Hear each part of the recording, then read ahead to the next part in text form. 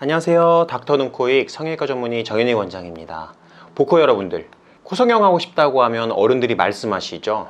네 코는 보코야, 수술하지 마. 관상학적으로 재물복을 부른다는 코, 보코. 솔직히 예쁘진 않잖아요. 좀 둔하고 촌스러워 보이기도 하고. 그래서 오늘은 코 수술 세부 규정 방법 중에서 가장 인기 있는 보코에 대해서 이야기해 보려고 합니다. 보코의 정의 먼저 알아볼게요. 코의 좌우 폭, 즉 콧날개의 너비에 비해서 코끝의 너비가 비율적으로 넓은 코를 보코라고 합니다. 그래서 이는 코끝에 대한 수술에 해당합니다. 하지만 일반적으로 환자분들께서는 코끝하고 관계없이 코 자체가 넓은 경우를 그냥 보코라고 부르기도 하죠. 왜냐? 대개 코가 넓은 분들은 코끝 부위의 조직도 많이 발달되어 있고 코가 퍼져 있으면 코끝도 자연스럽게 넓어 보이게 되기 때문이에요. 그래서 가만 생각해 보면 그냥 코가 뭉툭하고 퍼져 보이는 경우에 흔히들 보코라고 부르는 것 같아요. 슬림한 느낌, 그런 느낌이 없다고 할까? 콧볼과 콧대의 경계가 없이 그냥 퍼져 보이고 뭉툭해 보이죠. 이전 영상에서도 늘 말씀드렸지만 사람들의 얼굴의 비율이나 코 모양은 전부 다 달라요. 그래서 그에 따라서 교정 방법도 다 다르다고 말씀드렸죠. 일반적으로 환자분들이 이야기하는 보코도 마찬가지로 여러 유형으로 나뉘게 됩니다. 그 때문에 보코 역시도 그 원인을 정확하게 파악한 후에 수술 계획을 잡는 것이 매우 중요합니다. 보코의 원인은 크게 세 가지로 나눠 볼 수 있어요. 첫 번째, 코끝이 낮은 경우예요. 코끝이 낮으니까 코가 퍼져 보이죠. 코끝만 퍼져 보이는 게 아니라 콧볼까지도 전체적으로 퍼져 보이는 경우가 대다수예요. 그리고 코끝이 낮다 보니까 아무래도 조직도 좀 더 두껍고 퉁퉁해 보여요. 이런 경우 수술 방법은 간단합니다. 그냥 코를 높여주면 돼요. 코가 높아지면서 코끝부터 콧볼까지 조직이 스트레칭 되는 그런 원리예요. 코가 높아지게 되면 퍼져 있는 피부가 앞으로 쭉 당겨지면서 코의 폭이 좁아지는 거죠. 그렇게 퍼진 느낌의 보코가 얄쌍한 코로 교정이 되는 효과를 볼 수 있습니다. 만약 코끝을 이루는 연골들이 넓게 퍼진 모양으로 있다면 코를 높이는 과정에서 콧날개 연골의 굴곡과 배열을 바꾸어서 오똑하면서도 얄쌍하게 만들어주는 방법을 병행하기도 하죠. 두 번째, 피하 조직이 두껍고 양이 많거나 피부가 두꺼운 경우예요. 피하 조직, 즉 피하 지방이 많으면 코가 뚱뚱해 보이겠죠. 이런 경우 코를 개방해서 안에 연조직을 발라내서 제거해주고 수술이 진행된다면 피부가 얇아지는 효과를 볼 수 있어요. 그리고 콧날개 연골이 크신 분들은 콧날개 연골도 일부 절제하기도 해요. 간혹 진피 조직 자체가 두꺼운 분들도 계시거든요. 진피는 절제하다가 조직이 울퉁불퉁해지거나 혈류장애가 생겨서 조직이 죽을 수도 있기 때문에 너무 무리하게 조직을 제거하는 것은 위험해요. 그래서 코끝을 같이 올려줘서 추가적인 개선 효과를 내는 것이죠. 세 번째, 콧날개 연골의 모양이 퍼져 있는 경우예요. 대개 서양인들 교과서를 보면은 이런 경우에 해당한 교정 방법이 줄을 이뤄요. 서양인들은 대개 코가 높고 코끝 조직도 얇아서 첫 번째나 두 번째 말씀드린 내용에 해당되지 않는 보코인 분들이 많거든요. 콧날개 연골이 발달돼서 코끝이 넓어 보이면 연골의 일부를 잘라내주고 콧날개 연골의 굴곡이 넓게 퍼진 형태라면은 좁고 얄쌍한 굴곡이 만들어지게끔 실로 묶어가지고 조작해주는 거예요. 그러면 코끝을 샤프한 느낌으로 바꿀 수가 있죠.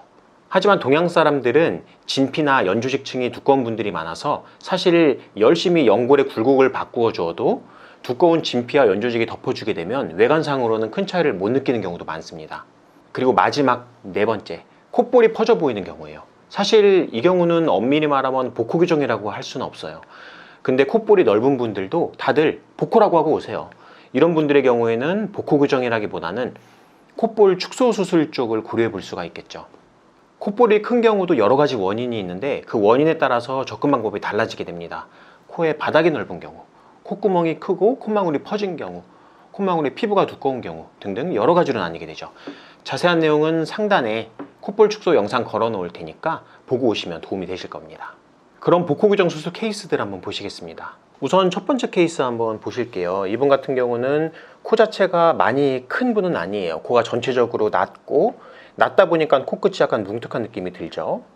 그래서 이분 같은 경우는 이 비중격을 활용을 해서 코끝을 높여주는 수술을 했어요. 물론 콧대도 코끝에 맞춰갖고 밸런스 있게 같이 높아줘야 되겠죠. 코끝이 높아지는 것만으로도 이렇게 마치 보코 교정을 한 것 같은 코끝이 얄쌍해지는 효과를 낼 수가 있어요. 코끝에 보면은 하이라이트가 지는 지점도 수술 전과 비교해 봤을 때 이렇게 또렷해지고 좌우로 퍼져 보이고 넓어 보이던 느낌도 많이 개선된 것을 볼 수가 있죠. 대각선으로 봤을 때 사진을 보면은 수술 중에 콧대를 높이면서 매부리도 일부 교정이 되었고 코끝의 조직이 높아졌어요. 연골 재배치 방법으로 코끝을 높이다 보니까 비순각도 교정되면서 입이 튀어나와 보이는 느낌도 개선된 것을 볼 수 있죠. 이러한 점을 고려했을 때 코끝은 지금 느껴지시는 것보다 훨씬 더 많이 높아진 상태라고 볼 수가 있습니다. 그러다 보니 코끝에 퍼져 보이는 느낌도 같이 개선이 된 효과를 낼 수 있는 거죠. 그리고 두 번째 케이스 보실게요. 이분 같은 경우는 코끝과 콧대가 낮은 것도 이제 문제이면서 동시에 콧구멍 크기도 약간 큰 분이라고 볼 수가 있어요. 그래서 낮아서 퍼져 보이는 느낌과 콧구멍의 크기가 커서 좌우로 퍼져 보이는 느낌 두 가지를 같이 가지고 있죠. 그래서 이분 같은 경우는 코를 높이는 수술과 동시에 복코 교정도 병행하고 그리고 콧볼 축소 수술을 같이 시행을 했어요. 그 결과 수술 후 모양을 보면은 코끝이 좀 얄쌍한 느낌으로 변했죠. 그리고 콧대도 수술 전에 비해서 도드라지는 느낌이 됐고요. 그리고 콧구멍 크기도 수술 전과 비교해 봤을 때 좁아진 느낌을 볼 수 있어요. 옆모습 수술 전후 사진을 보면은 코끝에 통통한 느낌이 복코 교정 과정에서 볼륨이 개선되는 효과를 냈고요. 그리고 코끝과 콧대가 같이 높아지게 되면서 코끝에 이런 뭉툭한 느낌이 이런 샤프한 느낌으로 변화됐죠. 밑에서 보신 모양을 보면은 콧구멍의 크기 자체가 수술 전후 비교해 봤을 때 많이 줄어든 것을 볼 수가 있습니다. 실제로 콧구멍 크기가 크신 분들은 콧볼 축소로 조직을 절제하면서 수술을 시행해야만 코가 퍼져 보이고 콧구멍이 커 보이는 느낌을 개선시킬 수가 있습니다. 그리고 세 번째 케이스 보실게요. 이분도 요 전 케이스와 마찬가지로 복코 교정하고 콧볼 축소 그리고 코를 높이는 수술을 병행한 케이스예요. 수술 전을 보면은 콧구멍 크기가 좀 크죠. 그에 따라서 콧볼도 좀 퍼져 보이는 느낌이 들고요. 그리고 코끝의 조직도 통통하고 낮아갖고 좀 퍼져 보이는 느낌도 같이 가지고 있습니다. 콧대도 하이라이트지는 지점이 없죠. 수술 후 모습을 보면은 코끝에 하이라이트지는 지점이 이렇게 얄쌍하게 변한 것을 볼 수 있고 콧대도 오똑한 느낌이 나죠. 그리고 코의 조직 볼륨 자체가 전반적으로 좀 줄어든 효과를 내고 있습니다. 아래서 올려다본 사진을 보시면은 콧구멍의 크기가 수술 전후를 비교해 봤을 때 많이 줄어든 것을 볼 수 있습니다. 콧볼 축소를 하게 되면은 콧볼의 위치도 같이 변하기 때문에 코가 얄쌍해지는 느낌이 나면서 전체적으로 복코 교정을 한 것 같은 코가 좀 작아 보이는 효과를 낼 수가 있어요. 그리고 마지막 케이스입니다. 이분 같은 경우는 수술 전에 코 자체가 상당히 좀 낮은 분이셨어요. 수술이 돼 있는 상태임에도 불구하고 콧대 자체가 상당히 낮은 것을 볼 수 있고 이전 수술에서는 콧대가 충분히 높아지지 못했기 때문에 이에 따라서 코끝도 충분히 높아지지 못했고 그러다 보니까는 코 수술을 시행했음에도 불구하고 코가 퍼져 보이고 이렇게 넓어 보이는 느낌이 아직 남아 있어요. 그래서 이분은 코끝 구조를 이전보다 훨씬 더 높여주면서 동시에 콧대도 밸런스 맞춰가고 따라서 높여준 그런 케이스고요. 수술 전후 모양을 비교해 보시면은 수술 전에 비해서 콧대가 훨씬 더 도드라지는 느낌이 됐죠. 그리고 코끝의 조직도 복코 교정 과정에서 일부 절제되면서 이 볼륨 자체가 많이 줄어든 것을 볼 수 있어요. 그리고 코가 높아지면서 코의 모양이 전반적으로 좀 개선이 됐어요. 콧구멍이 좀 덜 보이는 느낌을 선호하시는 경우도 있는데 사실은 그게 정답은 아니에요.